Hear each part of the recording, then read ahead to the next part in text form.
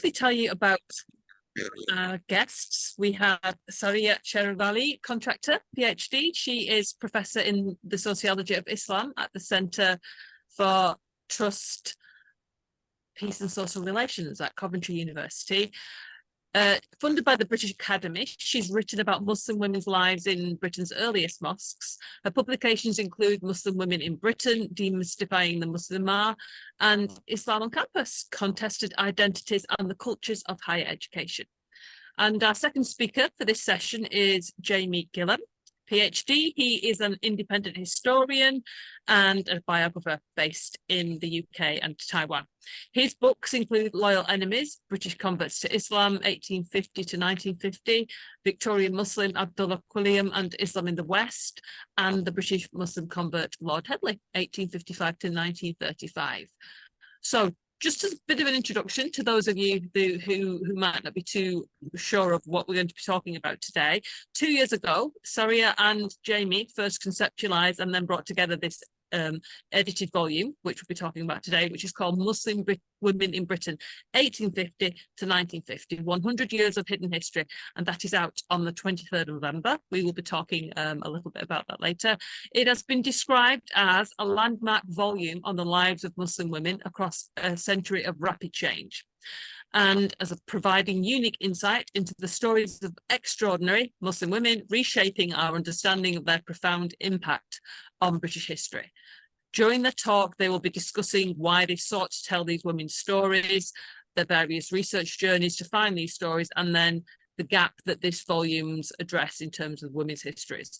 So in doing so, Sariya and Jamie will underline the significance of reinstating Muslim women as actors, storytellers, and storymakers who have shaped the history of Britain and of British Islam. So I'm going to be handing over to Sariya and Jamie in a minute to present to you. They're going to be sharing their screens, the PowerPoint presentation, and then we are going to have a cut-off point. So I'm sure they'll finish by 7 o'clock because we'll have lots of questions. If you have questions, there's going to be 2 ways that you can field questions to us. We will have 30 minutes for questions. You can put them into the chat messaging, which Yahya and I will be peeking at if you want to get your questions out there, but you can also ask them verbally by raising your hands when we finish the talk. So with no further ado, I will hand over to them both. Thank you very much. Thank you, Christina, and thank you, Yahya, for inviting us to do this. You know, both of us are really grateful for the Muslim Historical Society of Britain to let us present our work. Now, I am going to try and share my screen. I have shared this before, so hopefully it will work. Let's see, fingers crossed. Right, can you see my screen? Yes. Yes. Brilliant. So, you know, Yahya, again, very grateful to the Muslim Historical Society of Great Britain for inviting us to do this, and to all of you really for, taking out your time midweek, graveyard short, you're still here. Thank you very much, and we hope to make it worthwhile and to entertain you a little bit. Okay, my screen is not sharing. There you go. So why uncover, Muslim women's history? I've got some thoughts on all of this, and Jamie's got some thoughts. But, if those of you who followed my work, and Christina already alluded to it years and years ago, 2012 to be precise, I came out with this book, Muslim Women in Britain, Diversifying the Muslimah, which was 2012. This was a feminist giving of voice to Muslim women. I argued in that book that everybody seems to want to talk about Muslim women, from the feminist to the Muslim man to the policy makers to David Cameron and others wanting to, save us, so on, and Boris Johnson comparing us to letterboxes. So everybody seems to have an opinion on Muslim women, but nobody was really listening to them. Her voice wasn't really being brought to the fore, and that was this book, based on my PhD research, was all about listening to the Muslim woman. What did she have to say about identity? What did she have to say about her education? What did she have to say about her faith? And as I was doing that work, and I spoke to youngish Muslim women. Many of the women I was speaking to were, studying at university. So they were, the oldest was around mid-30s, the youngest was 18. She had just started a course at university. And as I was researching all of these women and listening to their stories, I began to get little glimpses, tantalizing glimpses of women who existed before in British societies, women who were really cool, but tantalizingly, their stories were just out of outer grasp. And that is when I approached the British Academy, who thankfully funded my work, and I started very long time ago looking for these women's stories. Who were they? The image on your screen at the moment, if you look carefully, middle of your screen, there's a woman. This is the Cairo Cafe in Cardiff. The woman is Olive Salaman. Amazing story. I might hint at it a little bit later on, but amazing story of this woman who in the 1930s marries a Yemeni sailor. They build a life together, a life of love and family, but also a life of entrepreneurship and success. And these are the kind of stories that our book tells. Jamie, your thoughts? Thank you. Yeah, I mean, in many respects, I just echo Sariya's comments, but for me, it's also an extension or a progression of my earliest and ongoing work about especially converts to Islam. And I kind of started really early on, 20 odd years ago, with Lady Evelyn Cobbold, and in less detail, some of the many Muslim women associated with Liverpool, and then the Woking communities, and many I knew of and still know of just by name, actually, which is a bit strange considering I've been looking at these communities for so long. And I'm quite conscious that male subjects or protagonists have really dominated my research over the years. So it was a great meeting of minds, I think, when Sariya and I started chatting. It was actually 3 years ago. I think we lost a year due to COVID. Yeah. It's very early 2020, maybe late 2019. But like you, I just wanted to tease out more stories about Muslim women's lives and experiences in Britain in the past. And as Chris rightly said, we want to build a fuller picture of the history of Britain and, of course, the history of Islam in Britain. And we know it's starting to happen elsewhere. Some members of this group, the society, are looking at women associated with Quilliam and his institute, for example. But we're all really aware also, I think, of the limitations of the sources and the evidence, especially for women in the past. So this book is basically a collaborative effort. It's a good starting point, and it brings together, I think it's 10 researchers. I think what when I did the British Academy piece of work, when and I wrote this piece in the journal Religions that uncovered the stories of Muslim women in Britain's earliest mosques. What I also realized, there were so many of them. With that journal article that came out, I was only scratching the surface, and there were so many more stories to tell, and it wasn't going to be possible for either myself or Jamie or any one single person to uncover these stories. But uncovering these stories was really imperative if we were to gain a fuller understanding, of these women's contributions to British society. And these women's stories aren't, virtuous, don't have to be told, just for the sake of these women. They have to be told and heard so that we understand, for the betterment of British society as a whole. These aren't just Muslim women's stories, these are all of our stories. So our book, and we're going to take you through the book and give you, a little hint at, the stories we told, the stories that are included in them, maybe hint at a little bit at the politics of this storytelling, but we'd like to start with, again, this was why these stories were important. And Sophie Gilliard-Ray, professor from Cardiff, has written the foreword to our book, and what she says is, in her foreword, and this goes to the nub, to the heart of why this work is important. She says that this book is a reminder that within our midst, the most quiet and unassuming women may in time come to be known and appreciated as the heroines of tomorrow. Our book starts with an introduction. We discuss the why. We discuss how a sociologist, so yours truly, who is petrified of being in a room full of historians today, how a sociologist and a proper historian came together to write this. What methodological insights we gained, but also, and this was something I was really interested in, that was the politics of all of this. So when it comes to history, as a feminist sociologist, I know that women's stories are not heard. When it comes to women from minoritized backgrounds, that little black hole gets even bigger.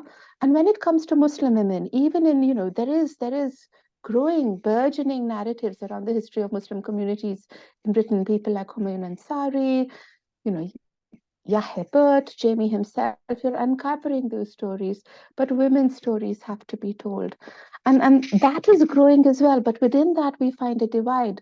On the one hand, between, say, stories of, women like Lady Evelyn Cobbold, lots of resources available with her, with her family, but stories like Olive Salaman's that I have told, working class women who not always, and Jamie will correct me here, but often remain, less visible because of the lack of resources to, if you're trying to eke out a livelihood, you're not going to save, photographs and histories and notes, about your family. We talk about Lady Evelyn Cobbold in her family still holds a little cup that she won when she was 11 years old for a pony race.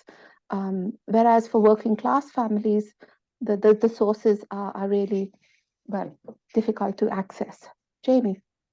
Yeah, I just checked, I should have known this, that there are 10 scholars from different academic disciplines, as well as community historians and community figures who contributed to this book, and Sophie, of course, and many others who contributed indirectly.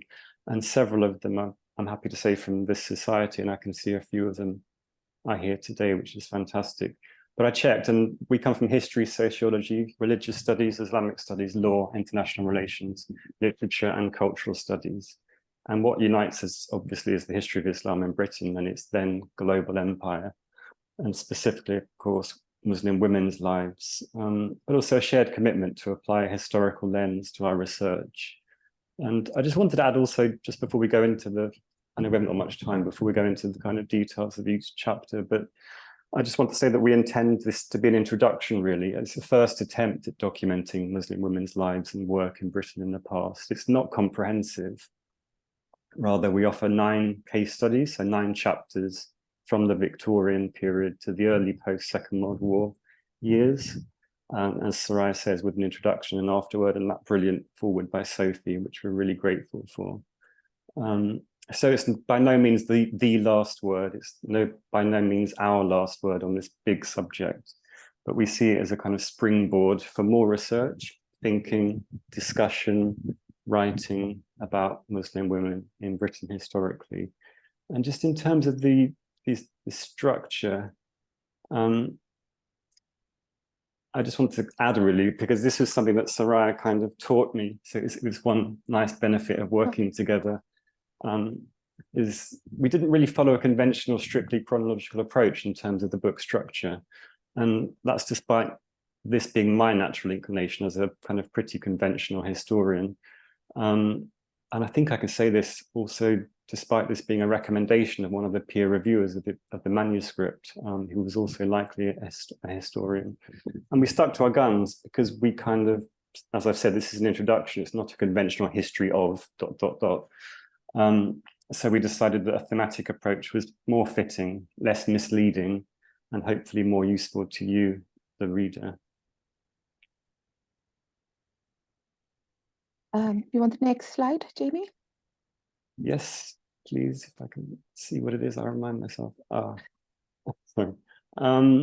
Let's see. So this is a frontispiece from the Woking Muslim Missions Islamic Review, which is one of the most useful Islamic journals for studying the early to mid 20th century period in Britain. I think it was started in 1912 or 1913 and ran right through to the 1970s. It becomes a bit less useful to us after about the 1950s.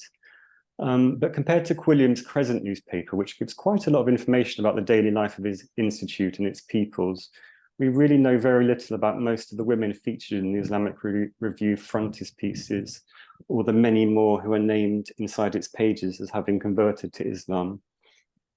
Very, very few of these women wrote for the Islamic Review. So the journal provides kind of tantalizing glimpses and visual evidence as well, as we can see here, but often little substantial information about these women. And we really need and want to do more research here. We need to track down more descendants, I think, to really help us start to piece together some of these women's lives. There's a lot of work still to do. It's kind of feasible, and we've done this with other converts in particular, and both Sariya and I have met with Lady Evelyn Cobbold's relatives, as she's already said. This is a really striking image.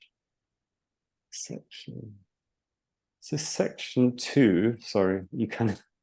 I'm going to go through this quite quickly because we haven't got a lot of time. But section 2 looks at Muslim women associated with those first mosque communities in Britain. So Liverpool, Quilliam's Liverpool Muslim Institute in the late 19th century and early 20th century, and the Woking Muslim Mission in the early 20th century. And the stories of Fatima Cates and Nafisa Keep, some of you will have heard of these people. They really reveal the hardships and struggles that often came with conversion to Islam, especially for women in the past. And then the third case study there, the third chapter, looks at the influence and agency of a quite different Muslim figure, the Sultan Jahan, who was the female Muslim ruler of the Indian state of Bhopal. And she was also a patron of Woking Mosque. And the chapter looks specifically at how her example and writings affected understandings about women and Muslim femininity in early 20th century Britain. This is an image, that I took. I was lost in some archive somewhere, and I came across, this was the Islamic World, Abdullah Quilliam's, the journal that came out of Abdullah Quilliam's mosque in Liverpool. And this is a piece by Nafisa Keep. Now, I was struck by how she's, addressed Madame Nafisa M.T. Keep, and she's writing about the position of women under Islamic law. Now, we've only got the first paragraph of what she's written, but if you read the entire piece, it's a defense, of women's lives. It talks about the rights that Muslim women have. It does hint at patriarchy limiting some of women's roles, but it's all about, and there's a sentence here, sort of middle of the image, she's talking about Arabia's great prophet and his mission, which has now the proofs of more than 13 centuries to, attest its success as the emancipator from idolatry, from inhumanity, and later on as well, it talks about not patriarchy using these terms. And I thought, there's a woman who, like me, writes about,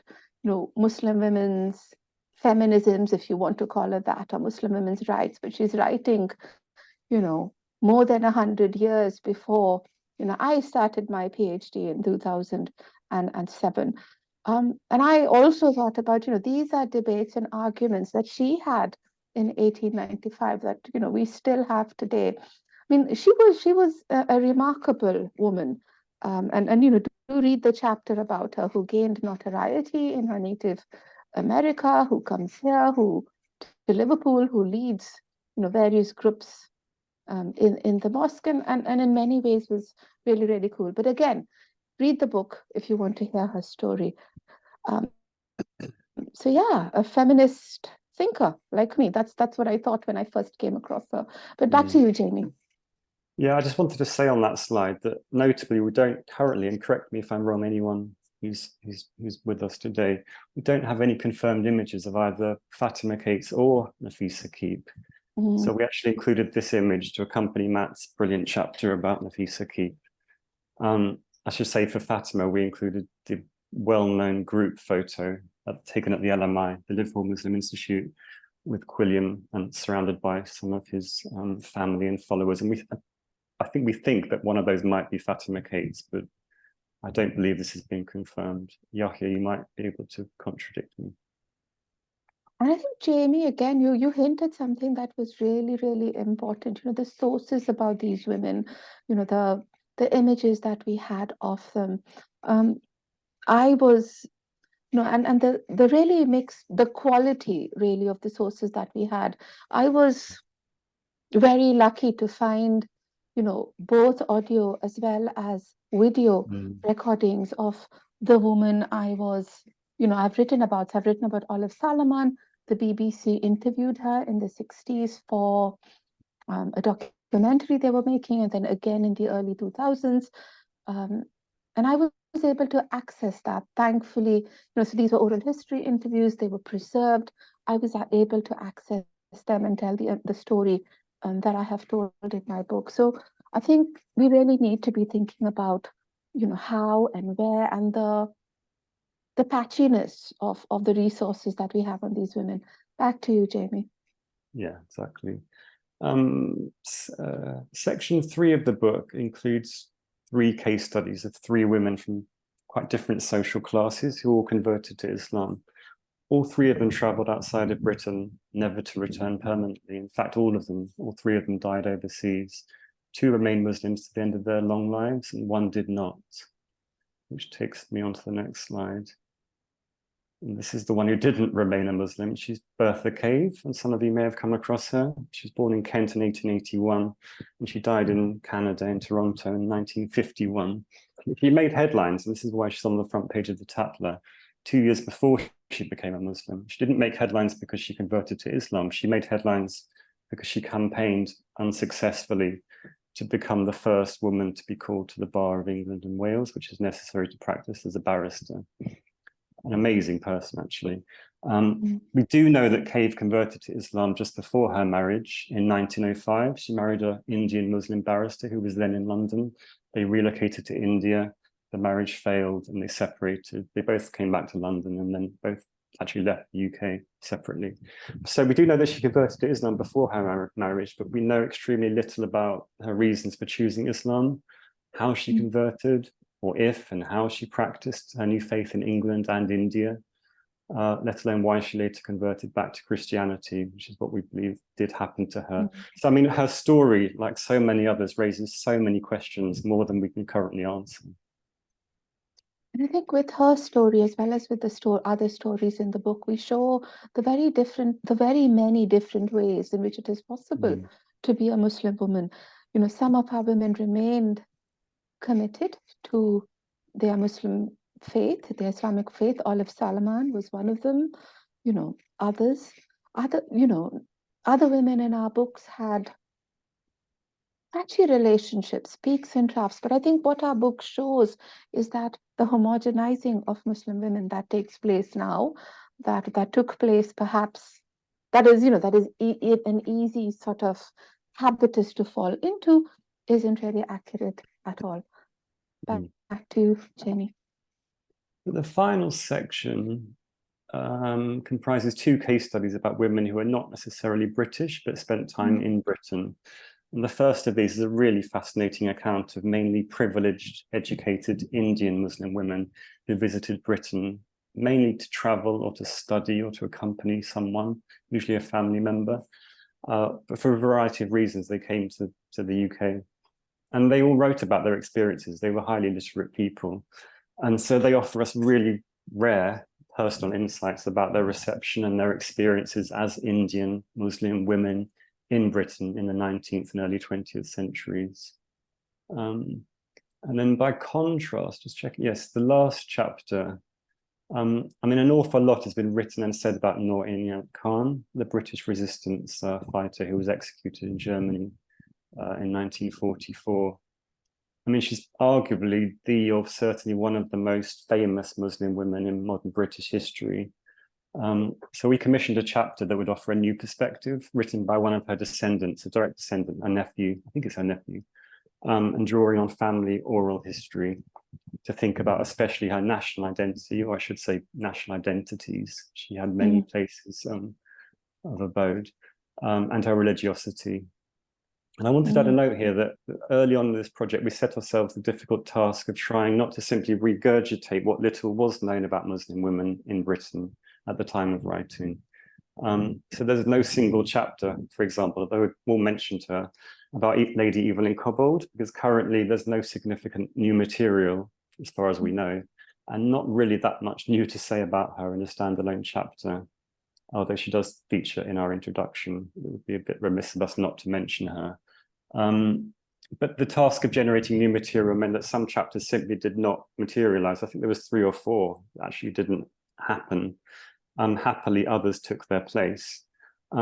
One distinguished professor of Islamic studies was really keen to write a chapter about Cobbold's near contemporary, Aisha Wentworth Fitzwilliam, who was connected with the Woking Muslim mission and, like Cobbold, made the Hajj in the 1930s. And we really tried to help them. The author simply wasn't able to find anywhere near sufficient material to write a chapter about this important, interesting figure. I think she may be an example. She was from an aristocratic family that we probably could go to the ancestors, her descendants, and try and leverage some more information. And then we conclude the book with a very short, but we hope punchy afterword, which briefly reasserts the value of this type of work from our perspective. And again, it's a kind of sort of call to arms, really, for further research and discussion. And then the next slide. This is one of the women discussed in Siobhan and Daniel's chapter about mainly Indian Muslim women who came to Britain. Ataya Faizi, she was born into a prosperous Indian merchant family in Constantinople in 1877, and she died in Karachi in 1967. But in the early years of the 20th century, she came to London, and she kept a diary, which was republished in installments in an Urdu journal in India a few years later. And it describes her everyday life in Edwardian England. It's fascinating. It's been translated into English and published by Oxford University Press, India. But it records how people received her, what she thought of them. She doesn't hold back in some of her comments. And she talks about dress and clothing and the terrible English weather. Yeah. So we come back. We come back. Thank you, Jamie, to this notion of why uncover Muslim women's histories. And we started with that image of Olive Salaman in the middle of a cafe, and there is a chapter about her. Fascinating. Throughout my career, academic career, which started 2007, when I blinkingly found my way, University of Gloucestershire. There were these little tantalizing glimpses, the Cairo Cafe, that was run by this woman, but not much. And then I was on her trail, and then finally uncovered these archives that were held at the National Archives of Wales. Funny story, I was all set to go to Cardiff because that is where I thought the National Library of Wales was. And, I was all set. I'd made plans to see friends after I'd visited the archives. And then thankfully, on the morning before setting off, decided to try my sat-nav, Google Maps. And the archives are actually in Aberystwyth. So, very quickly, my car had to point in a different direction. But listening to this woman's voice was amazing. And the nuance, the detail, her agency, her experiences during World War II, protecting her children, looking after others, borrowing apples, getting some American soldiers to give her apples so that she could give them to a dying Arab man who was, that was his dying wish. He wanted to eat an apple before he died, and she got some Americans to give her some. So, really, really fascinating. Do read that. But like Jamie was saying, there is so much more that needs to be done. So on our cover, we've put this image. This is another image from Cardiff. This is Mrs. Fatima Shares. You can see her sort of, towards the right of your screen, slightly offset, and she's teaching young girls Arabic from the Quran. That much is apparent. We know nothing about her. This image was commissioned by the Imperial War not commissioned by the Imperial War Museum. It's available there. It was commissioned by the Ministry of Information. They were trying to create images of sort of good Muslims potentially to share across the Commonwealth to aid with the war effort. And we have this image of her. We know nothing of her. And so this journey that me and Jamie embarked on, really goes on. And if this book achieves anything, it would be to, spark the interest of people like yourselves in this room to go out and find some of these other stories, some of these other women, and tell their stories. I remember when my religions article was being reviewed, and I'd written in there that some of the archival resources I had found put women at the very center of the establishment of the first two mosques in Britain. So Begum Shah Jahan funded the mosque in Woking, and Lady Fatima Cates was the founding treasurer. And the peer reviewer said I needed to tone down, the phraseology that I had used. But to me, I mean, no matter how much I tone it down, women were at the center of these early Muslim communities in different ways, whether they established mosques or whether they taught Arabic, or whether, like Olive Salaman, found apples to give to dying sailors. Those are the stories we need to uncover. Jamie and me have found a few other stories that hopefully we will uncover in due course, but it's really an effort to gain equity in how we tell history. Jamie, last word? I just want to say a big thank you to all the contributors to this volume. As I said, some of them are definitely listening and here with us today. And just to say, the book's published by Hearst later this month. I'm not sure the exact date. But they're a great publisher. So if anybody's thinking about or working on the history of Islam in the West, including Britain, Hearst is a good place to go. And it will be published by Oxford University Press North America in January. And if you want a discount code, there's one on your screen, because Yahya said we needed to get a discount code. So that it is on your screen. Thank you very much. Have we lost Christina? Thanks very much. Yes. I might be stepping in because Christina's not sure about her connection. So would you mind getting rid of the unsharing your screen? There you go. That's great. Okay, so so thank you so much, Sariya and Jamie, for a wonderful presentation, and I think we'll all be very excited to read the book, and very grateful for a discount code. Books aren't getting any cheaper, so that's fantastic. We did have a couple of questions from the chat box earlier. And so Tahira Amin asked two questions, one of which, is there any existing historical evidence of British Muslim women living prior to 1850, just to make life difficult for you?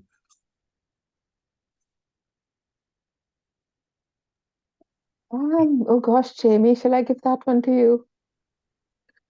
Sorry, it did cut out. Is there any existing historical evidence of British Muslim women living in Britain prior to 1850? Just to make life difficult for you, Jamie. Not British, as far as I know. I mean, Muslim women, yes, but not British. Although I guess it depends how you define British, given the kind of global empire. So, I mean, we were actually going to start this book earlier than 1850. But then we did struggle to find sufficient material or people who are willing to write chapters. Yeah. Okay. I think what Jamie said about how do we define Britain, that was the other complexity, because I remember getting very carried away about this Indian queen who was Muslim, and then who converts to Christianity because she wanted to be more British. Fascinating story. Begum Samru, was she British enough? I mean, how do we apply these definitions? So there probably will be women who were Muslim in Britain, but these definitions and complicating the narrative is something that we've still got to think about. And the other question that Tahira is asking is, what are the common patterns that bring together these women's stories, particularly in relation to how they were introduced to the Islamic faith?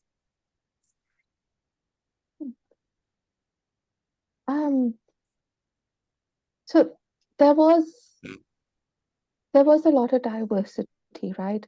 There were women like Lady Evelyn Cobbold, who encountered faith because of her travels, because of her upbringing, because she grew up in Egypt, where her father was posted.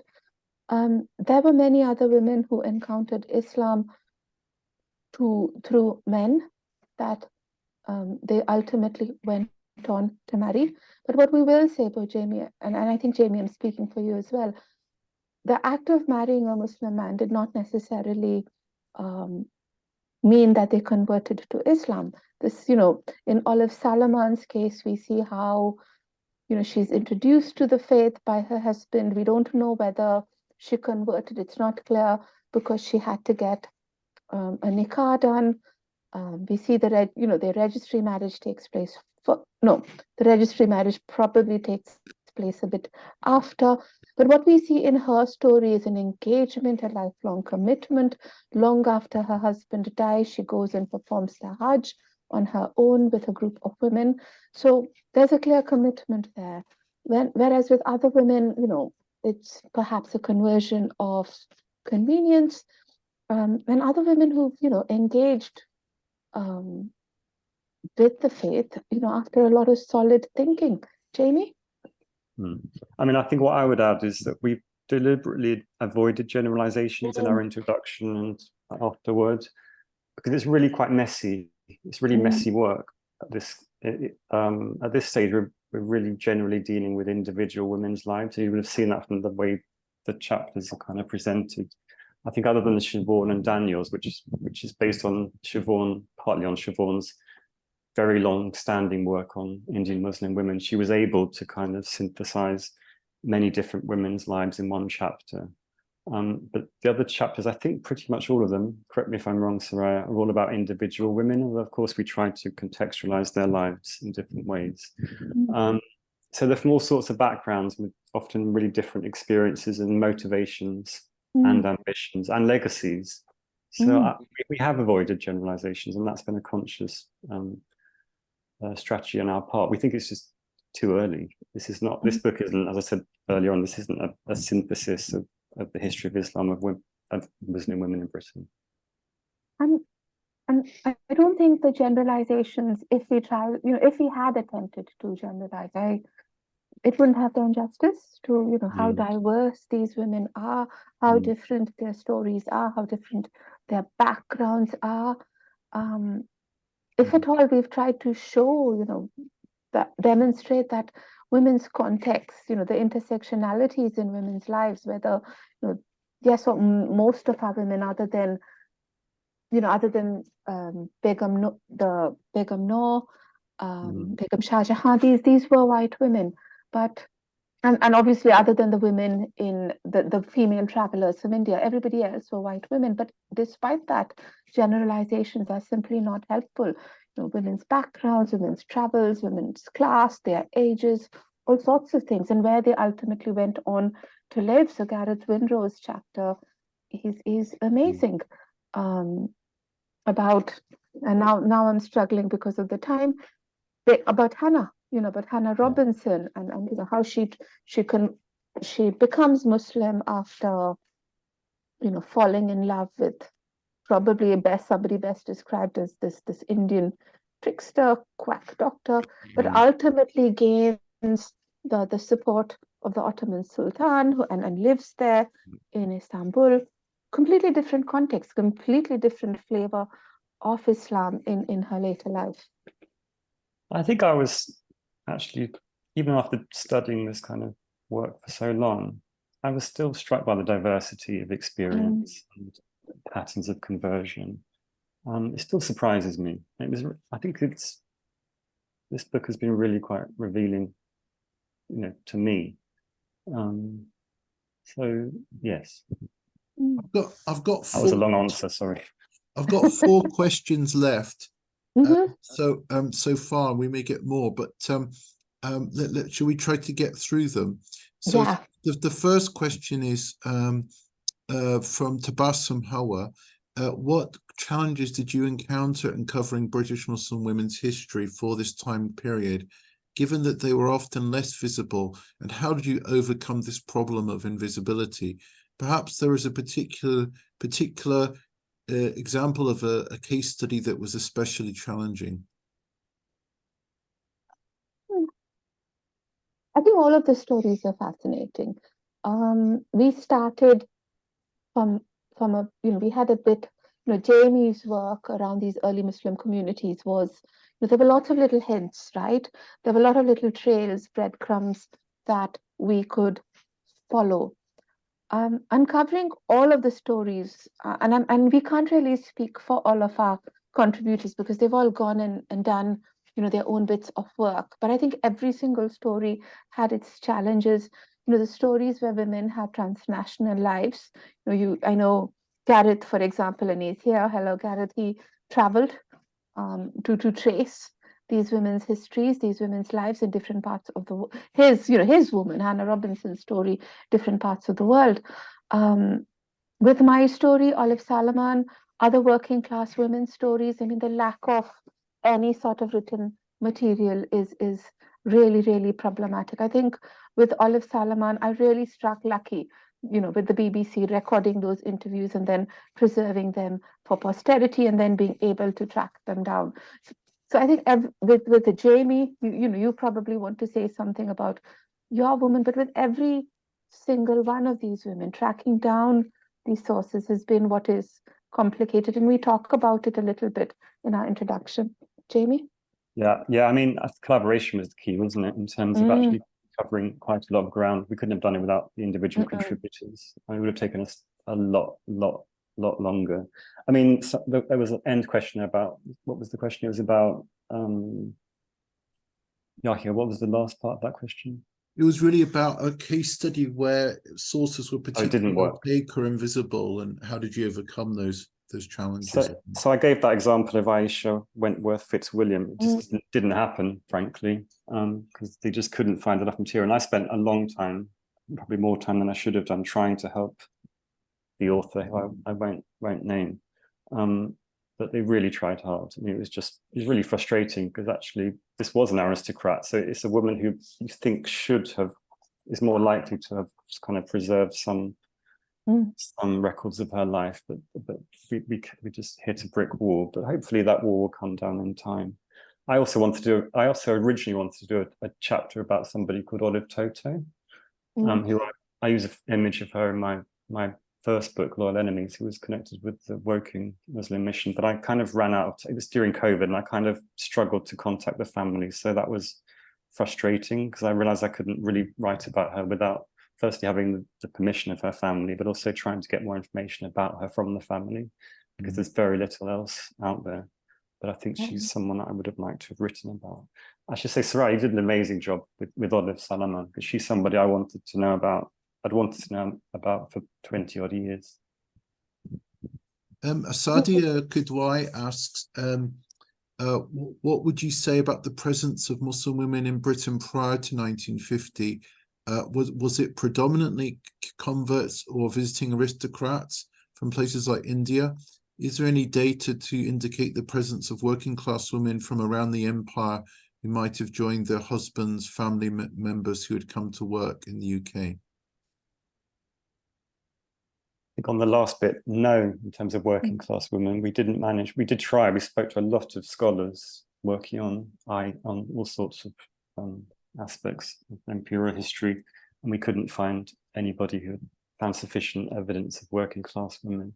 But we did, as I've said, Siobhan and Daniel worked on middle and upper middle class and wealthier women who came with their husbands, or they came independently to the UK. I mean, the only working class women, and we allude to them in somewhere in the book, are the ayahs, Jamie, who came here as nurse, as nannies, for want of a better term, as nursemaids, often with wealthy South Asian families. They accompanied to look after children and young people, children, and often ended up, having a valued presence in those families. But we don't know about, there is a little bit of research that's now starting to emerge. There is a blue plaque somewhere in London, but I think there is perhaps, with,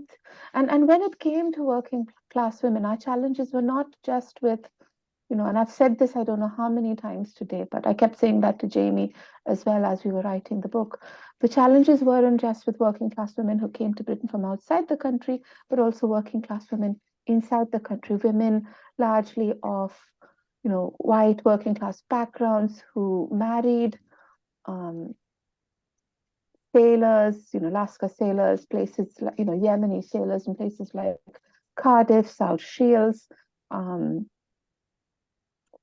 London. We don't know enough about these women, perhaps. And, Olive Salaman, I struck lucky. There is a bit of work that the late George Alagaya did, really, really fascinating work that we allude to also in the book.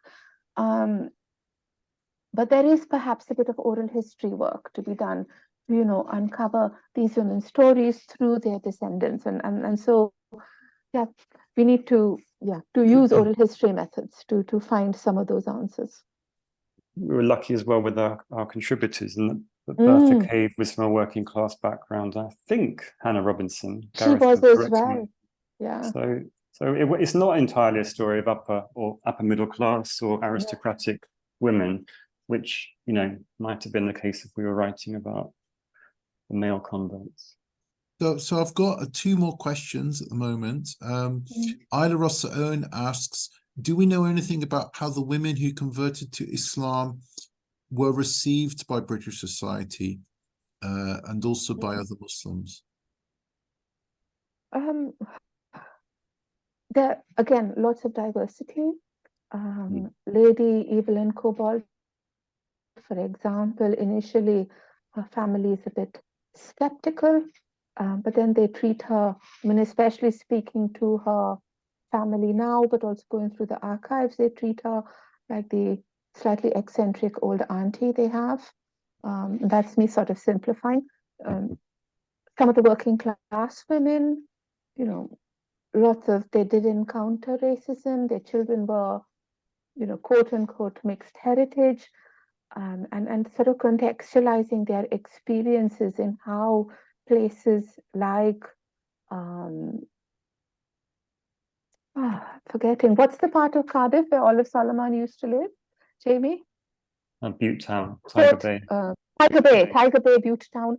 The Black and minoritized communities, and I use minoritized in sort of almost this sanitized way because I'm a product of my time. But back then, it was really, really racist. It was really horrible. Some of the texts and commentaries we've read about these places, it was really hard actually reading some of this documentation. I struggled. And then the women lived and inhabited, those communities and bore the brunt of those kinds of attitudes. And so Olive Salaman is initially almost, her family wants nothing to do with her. His family wants nothing to do with them either, because his families, they don't like the idea that he's married this white woman. But in the end, it seems slowly, gradually, her father makes the comment that your husband is a better Christian than many Christians I know. So it seems that family members then come around as well. Jamie? I think it's fair to say that I'm trying to think of any of the case studies of the British, the converts. I think they all struggled. I don't think any of them had a family that was entirely welcoming. No. I don't think I'm right in saying that. And regardless of class, so your example of the working class, Olive Salaman, and then the person I wrote about was an aristocrat, Gladys Brooke, married into the kind of Sarawak dynasty rulers, British rulers of Sarawak. She was pretty much cast out by her family as well. She went to France and she came back to England kind of in a quite public way at the airport at Croydon. She was expecting to see her family and none of them turned up, which is kind of tragic, really. And she was deeply affected by that. I mean, so there was a lot of, I mean, again, we've avoided the generalizations, but now that you've asked the question, I'm thinking it through. I think all of these women, unfortunately, didn't entirely receive a lot of positive support. As Sariya says, that, you know, it may have changed over the course of their lives, as it did in the case of Olive Solomon. I've got a final question. I think that's all we've got time for. From Shazia Nazir. So where she writes, back in 2005, I too wanted to embark on research on feminism and Muslims in British history. I first became despondent with the lack of resources and support from academics. I personally feel a turn in the tide of this interest. So my question is, how can the world of British academia encourage a culture of research in the history of Muslims and Islam in Britain? I'm not going to answer that because I'm not in the world of academia. I stand out of it, but Sariya is. Oh my gosh, Jamie, that's not fair. Oh my word, that's a huge question. I mean, it's telling Shazia. that I'm not, possibly, but that's another story. That's a huge question, Shazia. I like to think about, and this is now completely unrelated, so yeah, you can tell me off. But I like to think about the politics, the politics of knowledge, and you know, the politics of epistemologies. And I often nowadays talk about how there is this unequalness. You know, certain histories and certain narratives are privileged, certain histories and other narratives aren't. You know, we see this all the time where something happens in the world, you hear a particular narrative around it. In other work, I've seen how, you know, Muslim study of Islam is branded as confessional and as somehow less worthy. I write about this somewhere, than say non-Muslim study of Islam. And I think these binaries are really, really artificial. And I think through our intellectual activism, which is kind of the work that Jamie and me have done in this book, and all our contributors really, so big, this book wouldn't have been possible without people like, you know, Gareth, who's here, and Matthew, who's here, and you know, so many others who are not here. But I think this kind of intellectual activism that not just tells these stories, but demonstrates their worth, demonstrates that the necessity of telling these stories is not just so that Muslims can better understand themselves, but so that, you know, British society as a whole can understand who it is and where it's come from. I think supporting that narrative, building that narrative, it is a wall to climb, but it is a wall that is not insurmountable. And I think that is what I strive for. And that is why I'm still, despite everything, an academic. Well, thank you.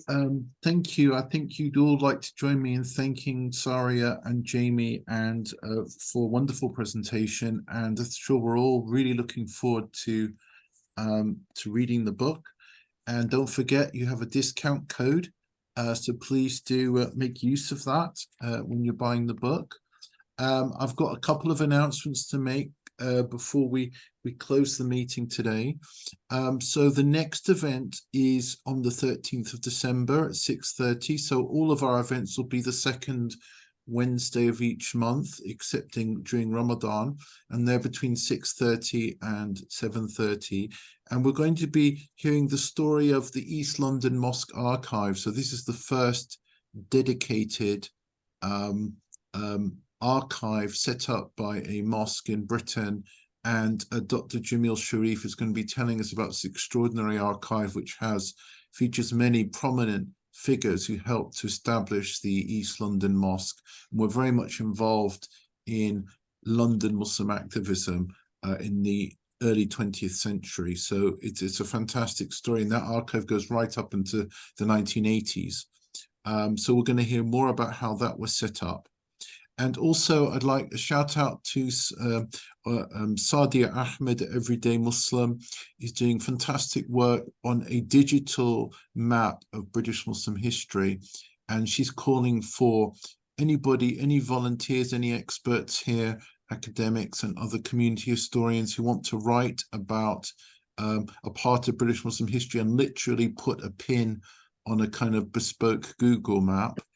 So if you want to do that work, please get in touch with Sadia via the Everyday Muslim website. And so that's it. So thank you very much, Jazakumullah khair, to both Jamie and Sariya for a wonderful presentation, and see you next time. Thank you. Assalamu alaikum. Alaikum assalam.